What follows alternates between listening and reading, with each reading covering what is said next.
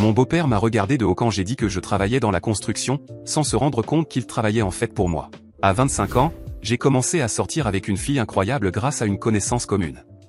Nous étions ensemble depuis 1 an lorsqu'elle a pensé qu'il était temps que je rencontre ses parents. Ses parents sont chefs de projet dans le secteur de la construction et travaillent pour la même entreprise. J'étais un peu anxieux à l'idée de les rencontrer, sachant qu'ils avaient la réputation d'être protecteurs et assez critiques.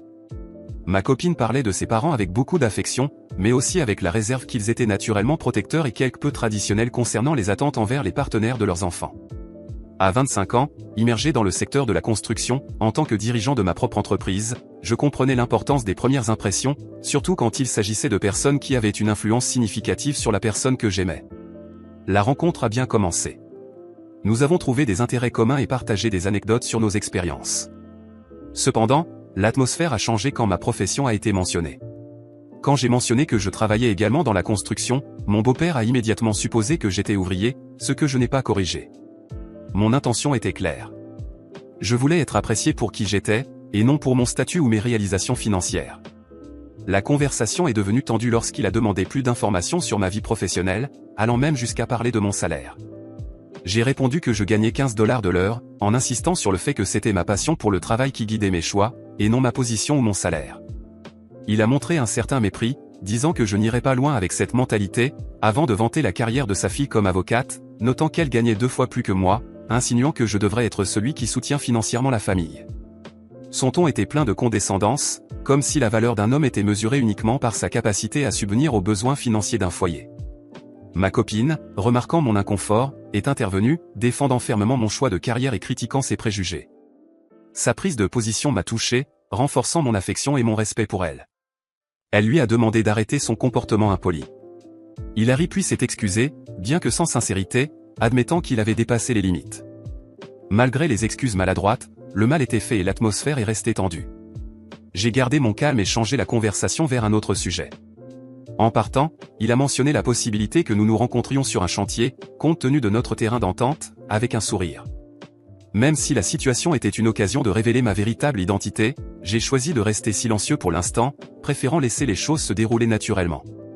J'ai acquiescé en disant que le monde de la construction est petit.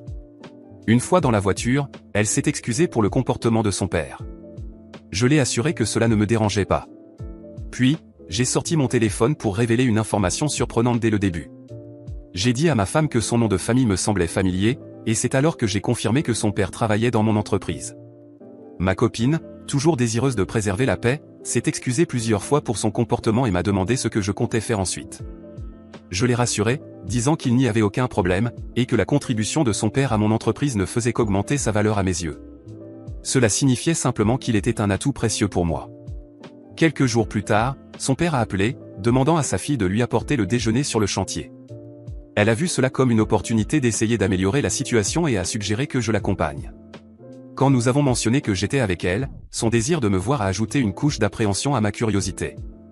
Saisissant son hésitation, je lui ai pris la main et l'ai rassuré avec un sourire, en lui disant que tout irait bien.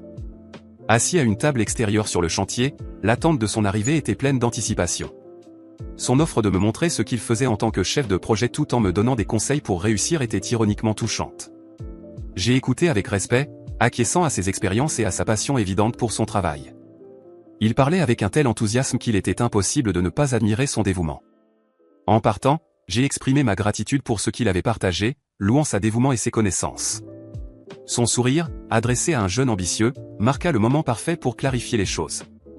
Mon ton devint plus assuré lorsque je lui dis qu'il y avait eu un malentendu sur mon rôle dans le secteur de la construction.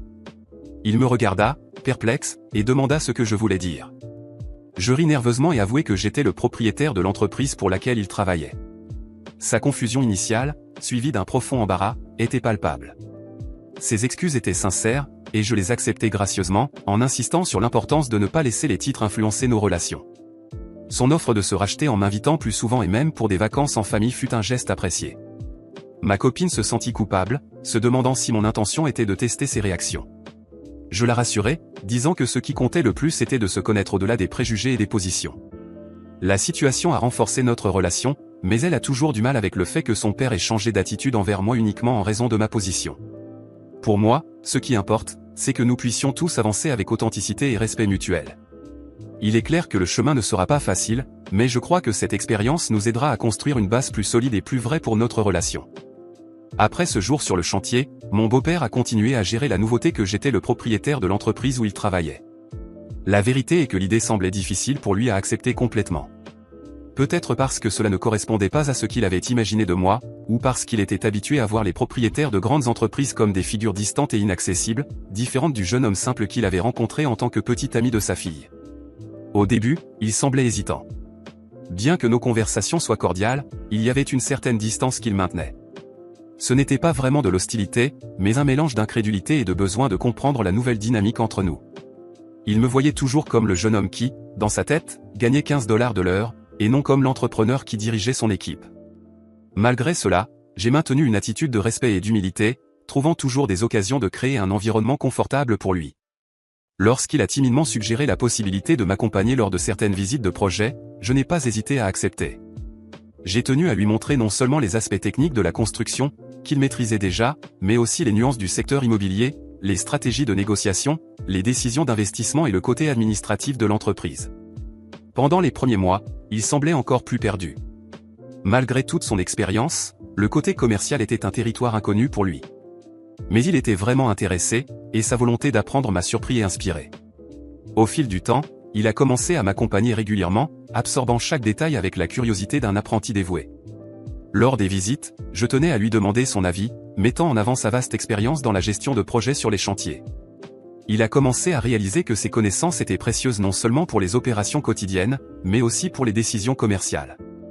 Il est passé du simple employé qui exécutait les ordres à quelqu'un qui contribuait activement avec des idées et des suggestions. Peu à peu, sa vision de moi a commencé à changer. Ce jeune homme, qu'il avait auparavant regardé avec mépris, se transformait lentement en quelqu'un sur qui il pouvait compter, et même admirer. Au fur et à mesure que notre relation professionnelle évoluait, le côté personnel se transformait également. Nous avons commencé à nous rencontrer en dehors du travail, que ce soit pour des déjeuners en famille ou des rencontres informelles pour discuter de stratégies et de nouveaux projets. À un certain moment, il a commencé à m'inviter sans raison particulière juste pour partager des histoires de sa jeunesse, de comment il avait commencé dans la construction, de ses rêves, un jour, de posséder quelque chose à lui, bien que les circonstances ne l'aient jamais permis. Un jour, il m'a demandé, presque comme s'il s'excusait, si je pensais qu'il pouvait encore apprendre sur le secteur immobilier et devenir quelqu'un d'utile pour l'entreprise à cet égard. Dans cette question, j'ai vu une sincérité et une vulnérabilité que je n'avais jamais vues auparavant. Je lui ai dit que, plus qu'utile, il était déjà une partie fondamentale de notre croissance et qu'avec son expérience, il pouvait aller bien au-delà de ce qu'il imaginait. À partir de là, j'ai commencé à lui enseigner de manière plus approfondie le marché immobilier et de l'identification des bonnes opportunités aux négociations finales avec les investisseurs. Les années ont passé, et l'entreprise a connu une croissance exponentielle. Nous nous sommes étendus à de nouveaux marchés, avons augmenté notre équipe et sommes devenus une référence dans le secteur de la construction et de l'immobilier. Et tout au long de ce processus, mon beau-père était à mes côtés, non seulement comme employé ou conseiller, mais comme un véritable partenaire. Il a appris à voir le marché comme je le voyais, et à de nombreux moments, ses suggestions se sont révélées fondamentales pour le succès de nos projets. Plus que la croissance professionnelle, ce qui a changé, c'est notre relation. Peu à peu, il a cessé de me voir uniquement comme le mari de sa fille et a commencé à me considérer comme faisant réellement partie de sa famille. Il a commencé à me traiter comme le fils qu'il n'avait jamais eu, et le sentiment était réciproque. Lors des réunions de famille, il tenait à parler de nos réussites dans l'entreprise, toujours avec fierté, comme si nous étions une équipe imbattable. Il y avait entre nous une complicité qui auparavant semblait impensable. Je me souviens d'un moment particulier, quelques années plus tard, lorsque nous fêtions son anniversaire. Pendant le dîner, après quelques verres de vin, il s'est levé pour faire un petit discours. Il a commencé à parler de son parcours, de la fierté qu'il ressentait pour la famille qu'il avait construite, puis s'est tourné vers moi. Il a dit que, pendant de nombreuses années, il pensait avoir tout ce dont il avait besoin, mais qu'en apprenant à mieux me connaître, il avait réalisé qu'il y avait encore de la place pour quelque chose de plus, une relation père-fils. Il a dit, la voix tremblante, qu'il me considérait comme le fils qu'il n'avait jamais eu et qu'il se sentait plus que jamais reconnaissant d'avoir quelqu'un comme moi à ses côtés et à ceux de sa fille. Ce moment fut d'une émotion indescriptible. Savoir que cet homme, qui un jour m'avait regardé avec mépris, me voyait maintenant comme son fils était la preuve que toutes nos différences avaient été surmontées. J'ai levé mon verre, remercié ses paroles et dit que, pour moi, il était aussi le père que j'avais toujours voulu avoir, quelqu'un qui, avec le temps, m'avait non seulement inspiré, mais m'avait enseigné des valeurs sur la famille, la résilience et le travail acharné que j'emporterais pour le reste de ma vie. À partir de ce moment-là, la relation que nous avions est devenue encore plus proche. Il est devenu mon confident, la personne avec qui je discutais des plans pour l'avenir de l'entreprise et, plus important encore, quelqu'un sur qui je savais que je pouvais compter inconditionnellement. Et bien que le chemin jusqu'à ce point n'ait pas été facile, chaque défi et chaque désaccord ont contribué à nous amener là où nous étions, non seulement comme beau-père et gendre, mais comme père et fils, construisant ensemble quelque chose de bien plus grand que ce que nous avions imaginé. Les années ont passé, et ma relation avec mon beau-père s'est renforcée d'une manière que je n'aurais jamais pu prévoir. Il est devenu un véritable père pour moi, quelqu'un qui ne m'a pas seulement enseigné la construction et les affaires, mais aussi la valeur de la famille, du respect mutuel et de l'humilité. Nous avions construit une relation unique, quelque chose que je savais que je garderais avec moi pour toujours. C'est pourquoi, quand il est tombé malade, cela m'a pris par surprise. Il était difficile d'imaginer cet homme fort et plein d'énergie, toujours prêt à travailler et à apprendre, soudainement si fragile et vulnérable. Il a été diagnostiqué avec une maladie grave, et l'impact a été dévastateur pour nous tous. Ma femme était dévastée, et moi, bien que j'essayais de rester fort, je me retrouvais souvent seul, luttant pour accepter cette réalité. Pendant les derniers mois, j'ai fait en sorte d'être à ses côtés autant que possible. Je visitais l'hôpital presque tous les jours, apportant notre café préféré et passant des heures à discuter. Parfois, nous parlions de l'entreprise, de la manière dont nous faisions face aux nouveaux défis, et il essayait toujours de donner un conseil, même avec une voix affaiblie. D'autres fois, nous parlions simplement de choses simples, des souvenirs de voyages en famille, des histoires de l'enfance de ma femme ou des rêves qu'il avait pour l'avenir. C'était lors de l'un de ces jours, peu avant son décès, qu'il m'a appelé pour une conversation que je n'oublierai jamais. Il semblait particulièrement pensif et m'a demandé de m'asseoir à côté du lit. Avec difficulté, il a pris ma main et m'a regardé dans les yeux. Ses yeux étaient remplis de larmes, mais il y avait une sérénité et une sincérité qui m'ont profondément marqué. « Je veux te demander pardon, dit-il, sa voix n'étant qu'un murmure. Je veux te demander pardon pour tout ce que j'ai pensé de toi au début. J'étais têtu, orgueilleux, et je ne voyais pas l'homme incroyable que tu étais. Tu m'as montré que j'avais tort, et pas seulement en ce qui concerne ce que je pensais de ta capacité ou de ton travail, tu m'as appris ce qu'est la véritable humanité. Je suis resté sans voix pendant un moment. » Ces mots venaient d'un endroit profond, de quelqu'un qui, pendant si longtemps, avait été une référence pour moi. J'ai serré sa main, sentant l'émotion monter en moi, et j'ai essayé de répondre, mais il a continué avant que je puisse dire quoi que ce soit. « Je veux que tu saches que je t'aime comme un fils.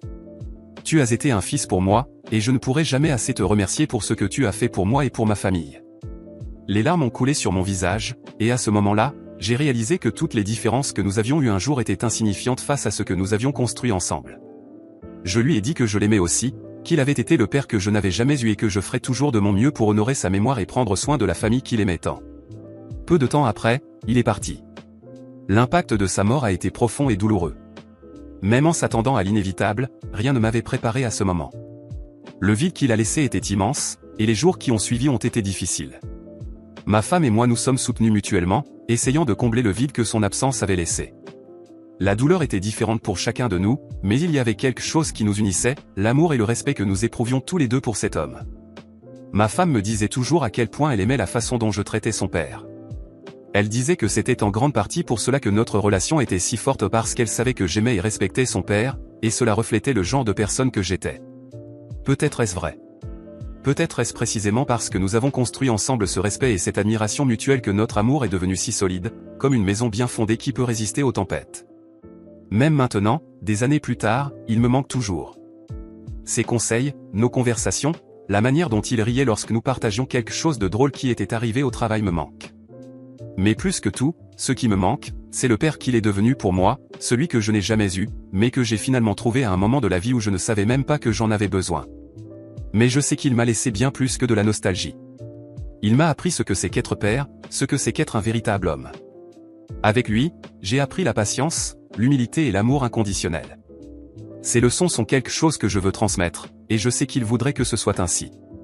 C'est pourquoi, quand je pense aux enfants que ma femme et moi envisageons d'avoir, aux petits-enfants qu'il aurait tant aimé connaître, je me promets de leur offrir le meilleur père du monde. Pas parce que je suis parfait, mais parce que j'ai appris du meilleur exemple que j'aurais pu avoir. Ma mission maintenant est de garantir que son héritage continue de vivre, que ses petits-enfants connaissent leur grand-père non seulement à travers des histoires, mais à travers les valeurs qu'il nous a transmises. Je veux qu'il sache à quel point il était respecté et aimé, à quel point il a été une partie essentielle de ce que nous sommes aujourd'hui. Et surtout, je veux qu'il ressente l'amour qu'il avait pour la famille, un amour si grand qu'il débordait sur tous ceux qui l'entouraient. C'est avec cette mission en tête que je continue d'avancer. La nostalgie ne disparaît jamais, mais chaque jour je la transforme en force pour être un père présent, un mari dévoué, et un homme digne du respect qu'il avait pour moi. Et ainsi, de manière silencieuse et affectueuse, il continue de vivre dans tout ce que nous faisons, dans chaque brique que nous posons, dans chaque rêve que nous construisons ensemble.